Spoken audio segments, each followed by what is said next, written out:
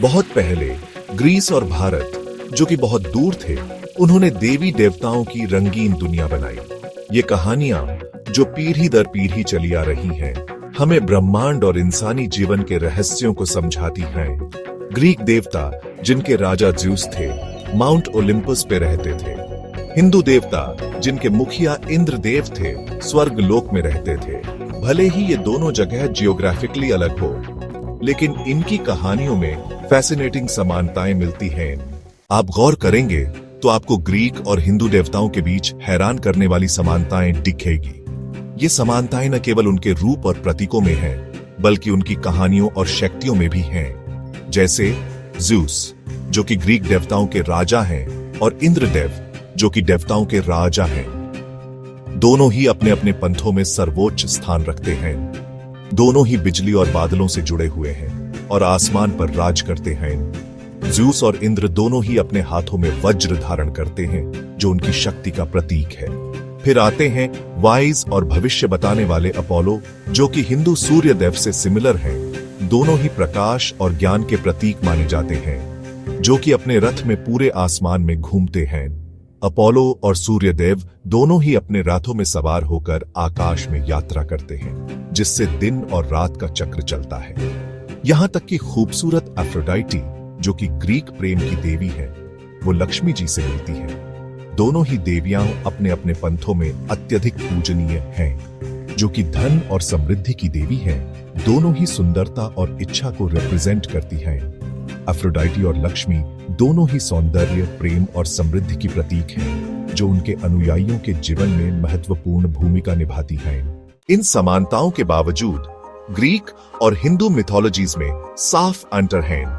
ये अंतर न केवल उनके देवताओं के स्वभाव में है, बल्कि उनके समय की धारणा में भी हैं। ग्रीक देवताओं को अक्सर फ्लॉड और इमोशनल दिखाया जाता है, जो बहुत प्रेम और भयंकर क्रोध करने में सक्षम हैं।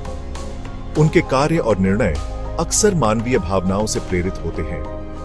हिंदू देवता, हालांकि वो भी इमोशंस दिखाते हैं, लेकिन उन्हें अक्सर कॉस्मिक प्रिंसिपल्स के रूप में देखा जाता है और उनके कार्य धर्म द्वारा निर्देशित होते हैं। उनके कार्यों में एक गहरी आध्यात्मिकता और ब्रह्मांडीय संतुलन का प्रतिबिंब होता है। एक और बड़ा अंतर समय को लेकर है। समय की धारणा दोनों मिथोलॉजीज में भिन्न है। ग्रीक मिथोलॉजी में समय लिनियर है, जिसका एक शुरुआत, मध्य और अंत है। यह समय की एक सीधी रेखा की तरह है, जो एक निश्चित दिशा में आगे बढ़ती है।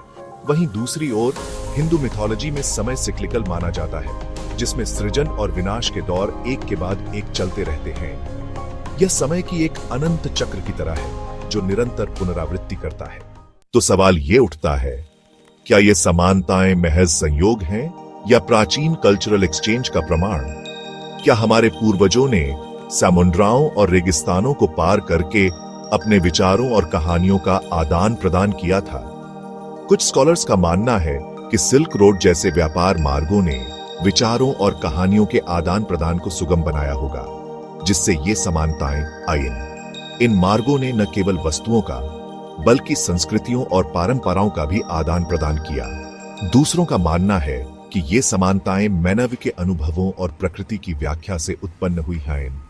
मानवता ने अपने चारों ओर की दुनिया को समझने के लिए समान तरीकों का उपयोग किया। सच्चाई शायद इन दोनों के बीच में होगी, जो कि स्वतंत्र आविष्कार और क्रॉस कल्चरल प्रभावों का मिश्रण है। यह मिश्रण हमें दिखाता है कि कैसे मानवता ने एक दूसरे से सीखकर और अपने अनुभवों को साझा करके प्रगति की है। यह बहस अभी भी जारी है, जो हमें मानवीय सभ्यताओं के इंटरकनेक्टेडनेस और मिथोलॉजी की अटूट शक्ति की याद दिलाती है। यह हमें यह भी सिखाती है कि हम सभी एक बड़े, जटिल और आपस में जुड़े हुए इतिहास का हिस्सा हैं।